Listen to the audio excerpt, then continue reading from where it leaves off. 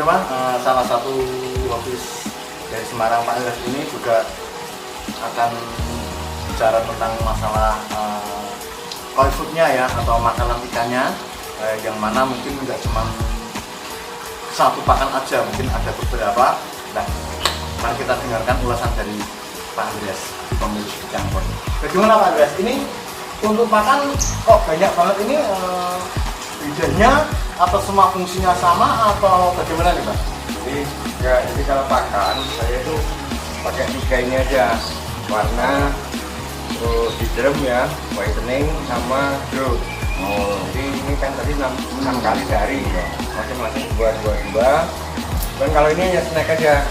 Ini itu yang magot tadi ya Pak ya? Magot, snack, kemudian ini udang kering ya, mengandungan kakanting itu untuk apa, warna itu Pak? Untuk warna, maksudnya untuk BI-nya ya. Tapi ini juga 3 hari sekali, ini juga 3 hari sekali pakan ini. Ya pemirsa, Anda lihat tidak hanya pelet saja, tetapi Anda bisa lihat ini magot. Isinya adalah ulat yang sudah dikeringkan ini ya, salah satunya yang tidak berupa pelet. Dan ini berapa goreng Pak? Oh bukan ya Pak ya? Ini apa Pak? Ya, jadi udang kering ya. Oh maaf pemirsa, ini kayak udang goreng, ternyata ini rebon ya, rebon udang kering pemirsa. Ini gunanya untuk menciptakan warna merah pada ikan koi gitu, menurut penuturan dari Pak Andreas ini. Ini diberikan 3 hari sekali aja cukup, jangan banyak-banyak. Dan satu lagi Pak, saya selalu kalau ngasih pakan, saya catat jamnya, terus jenis pakannya, jadi growth, warna growth, putih kayak gitu. Saya catat 6 kali sehari jam-jamnya ini gitu. Ya, jadi siapapun boleh ngasih, tapi harus mencatat di sini. Seminggu 1 hari saya puasakan, jadi tiap hari Kamis puasa. Jadi Tidak makan ya Pak ya? Tidak Tidak makan. makan ya. Nah ini pemirsa sampai sedemikian detail dikasih skedul kayak perusahaan aja ya, ada skedulnya. Betul. Wow. Kalau lebih dari ini gimana Pak? Nggak boleh. Misalkan orang nggak tahu ngasih makan ternyata sudah lebih dari 6 kali gitu. ya mungkin pernah terjadi. Kita kasih tahu mereka yang ngasih makan yang dicatat itu. Oh, gitu ya Pak. Jadi kalau kita kasih makan yang lain pasti tidak akan ngasih. Dan jadi dengan harapan ikan makan teratur, tertata jamnya dan menunya juga tertata rapi, tidak ada penyimpangan atau tidak ada kelebihan yang menyebabkan mungkin ikan menjadi bermasalah atau ikan menjadi rusak atau ikan menjadi sakit. Jadi ikan bisa tetap sehat gitu ya Pak. Ya, mungkin harapannya gitu ya Pak ya. Oke. Ini pemirsa, tempat ketiga dari milik Bapak Andreas, salah satu penghobi Semarang, yang tadi kolam pertama, kolam besar yang berupa kolam, yang sini tempat Pak Andreas sebagai penghobi memelihara ikan di dalam tempat, yang satu buat karantina juga, selain itu juga buat memelihara ikan juga ya Pak, seperti di kolam. Ya gitu Pak Andreas ya. Oh. Mari Om, kita lihat.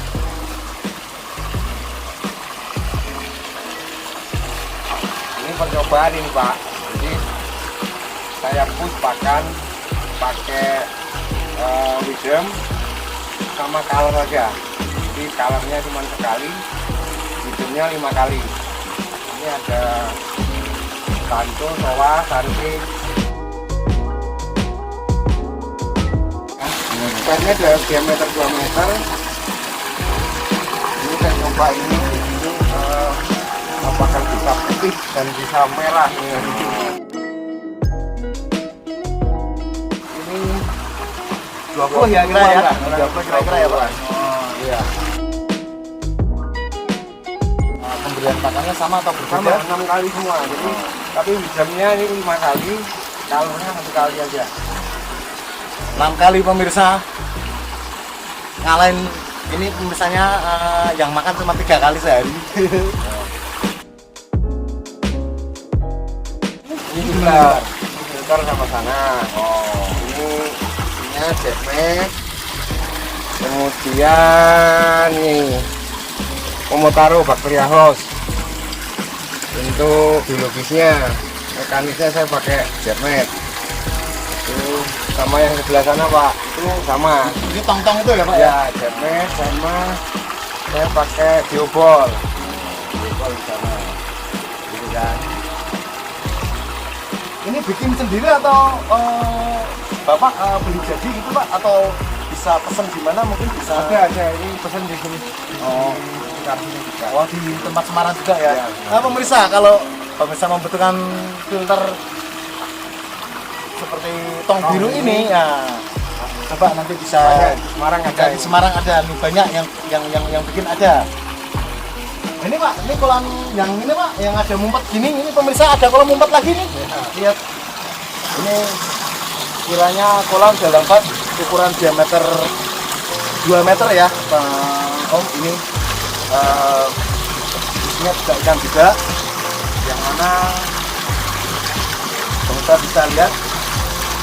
Ini ada sekitar 20 ekor ikan juga yang dipelihara oleh Bapak Andreas di kolam vat, bukan kolam beton tetapi di kolam vat, dan ternyata bisa hidup ya Pak, sehat, tidak pernah ada masalah ya.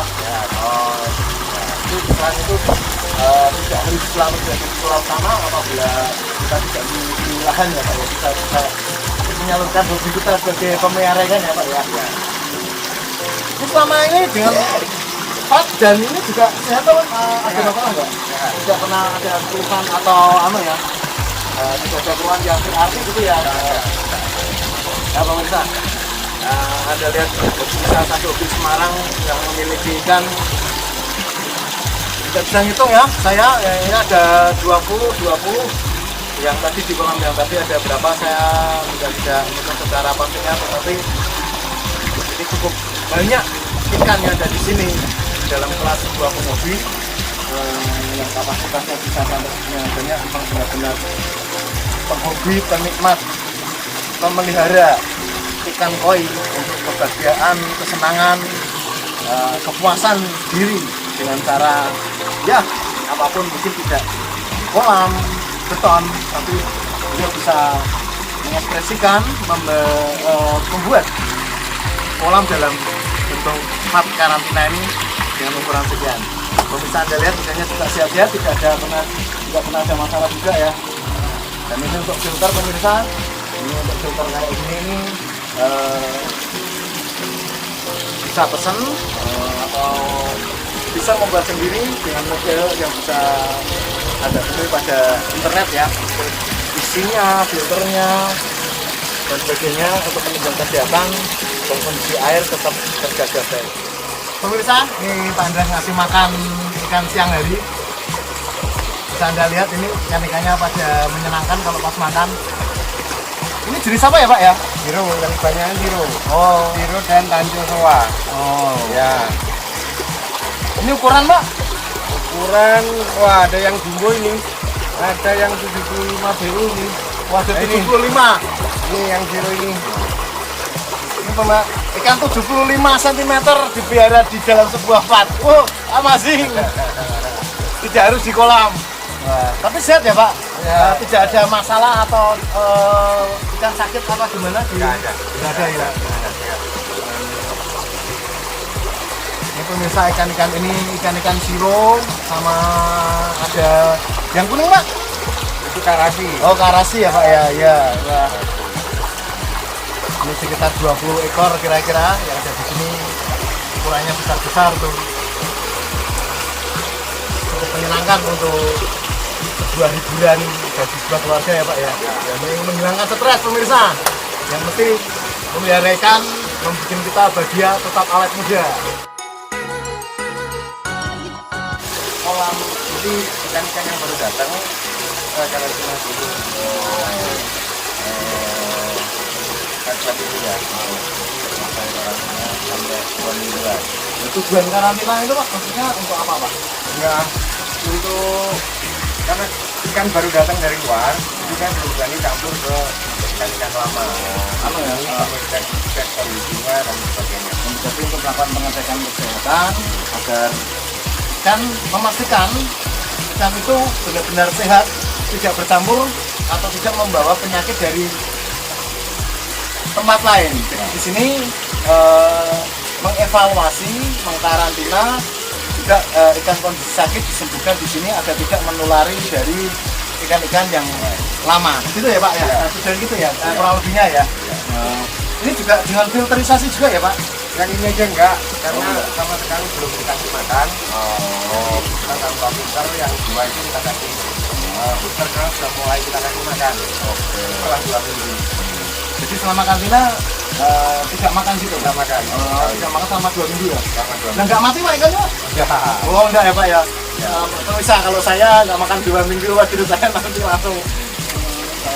Ya itu pemirsa, ada karantina, ada kita bisa belajar lagi bulan lagi. Oke. Sebagian dari kecil, Ya. tapi ada juga yang sudah size-nya bisa berapa itu, jadi gitu. Terus kemarin saya beli ikan yang lagi gendong telur. Hamil gitu Pak, Ya. maksudnya Pak? Oh hamil pemirsa. Saya coba pindahkan, Oh. jadi saya gabung dengan jantan dalam bed itu juga, Oh dengan versi ya. dan ternyata bisa Menetas. Ya. Oh, bisa lihat Pak anak-anaknya. Ya, Oke bisa. oke. Mari pemirsa, ini ada anak-anak yang masih kecil ya, dari hasil pemijahan Pak Andreas ini antara ikan cewek dengan ikan cowok, female dan male, ternyata digabungkan beliau berhasil memijahkannya untuk jadi telur dan bahkan ini sudah menetas. Mari Om kita lihat Om. Nah, ini hasilnya. Memang kita nggak punya tempat yang memadai. Ini rencana mau saya pindah ke vet yang diameter 1 meter itu. Ini usia sekitar 3 minggu atau 4 minggu ini ya. Ini rencana besok mau saya pindahkan ke vet. Wah, berarti kalau gitu Pak Andreas, selain juga Anda hobi memelihara ikan itu, Anda ada bakat dong jadi seorang breeder juga. Wah, kalau jadi breeder juga, wah berarti bisa menambah salah satu personil breeder salah satu di Indonesia juga ini Pak. Nah, cuma nanti tinggal cari tempatnya, kita cari anunya ya Pak ya. Ada harapan ke situ Pak? Mungkin mau jadi breeder atau Sekarang belum. oh belum ya Pak ya? Oh, apa harus butuh tempat khusus ya, luasannya dan sebagainya yang memadai. Ini belum, ini karena kemarin kebetulan itu aja. Akhirnya jadi ini. Sudah. Ya pemirsa, bisa Anda lihat dari penghobi ikan terus bisa beralih ke breeder, bisa menciptakan anak-anak sendiri. Wah, benar-benar suatu hal yang langka. Jadi seorang hobiis kayak Pak Andreas, hobiis ternyata dia ada bakat breeder juga. Wow, hebat untuk Semarang, salah satunya penghobiis yang memelihara ikan sebagai hobiis, sekaligus hobiis, sekaligus breeder juga. Wah, nanti mungkin tahun depan bisa jadi pengusaha pakan juga ya Pak ya. Siapa tahu ya Pak ya. Gitu pemirsa, yuk kita lanjut lagi.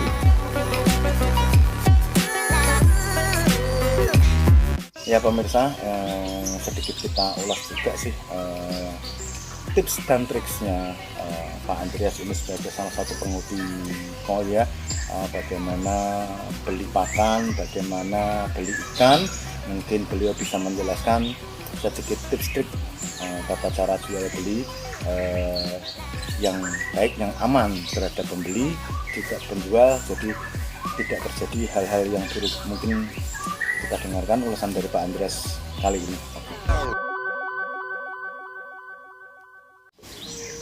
Buat para penghobi khususnya yang masih baru, saran saya satu, ikutlah komunitas-komunitas yang ada, karena disitulah orang-orang yang sudah berpengalaman, para susu ini bisa memberi masukan tentang kualitas ikan, tentang harga, dan sejauh ini itu fair lah, artinya mereka memberi info yang benar, yang bagus, dan kita bisa pakai itu sebagai patokan kita untuk beli ikan. Jadi itu saran saya yang pertama. Jadi ikutlah komunitas, banyak komunitas ikan koi.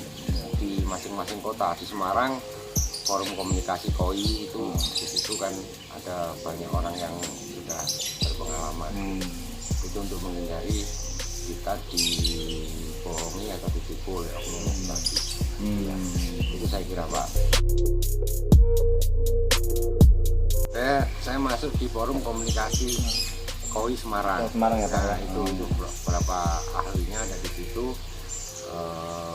Dan biasanya sebelum saya membelikan meminta pendapat kepada beliau-beliau ini. Jadi sebelum membeli mungkin bisa dikonsultasikan, ada jasa konsultasi gratis gitu ya Pak ya mungkin ya.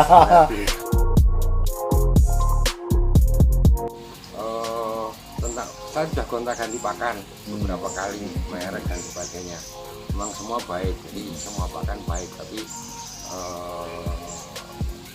setelah saya bertanya sana sini, bukan yang paling efisien. Jadi paling efisien untuk jenis pakan, merek tentunya itu saya menggunakan beberapa merek memang saat ini. Itu, jadi 1 bulan kurang lebih saya menghabiskan pakan itu sekitar 40 sampai 50 kilo. 40 sampai 50 kilo pemirsa. Saya cuma 5 kilo sebulan. Wow, kan pemirsa, tadi telah kita lihat salah satu hobi Semarang dalam memelihara ikan koi ya, memelihara ikan koi dengan berbagai macam perniknya, kolamnya dan sebagainya. Udah kita lihat, kita pelajari. Nah, sekarang waktunya kita untuk undur diri. Itu di hadapan tuan rumah Bapak Andreas yang telah meluangkan waktu kepada saya untuk melakukan interview kepada beliau. Itu ya Pak Andreas, saya terima kasih sekali Pak atas waktunya ya Pak ya. Terima kasih kedatangannya. Iya, terima kasih Pak Andreas. Bentar Pak Ahmad, bentar. Jadi ini sebagai kenang-kenangan bersama penghobi. Jadi saya Dapat gratis pemirsa. salah satu pakan yang saya pakai itu ini. Jadi silakan dibawa pulang Pak Ahmad. Ini basah ya Pak? Ya. Oke, terima kasih Pak. Wah, mantap Pak Andreas. Terima kasih Pak Andreas sekali lagi atas Sama, Pak. di oleh-olehnya nih. Ini pemirsa, lumayan pemirsa, dapat pakan gratis, bisa buat gendut. Oke pemirsa.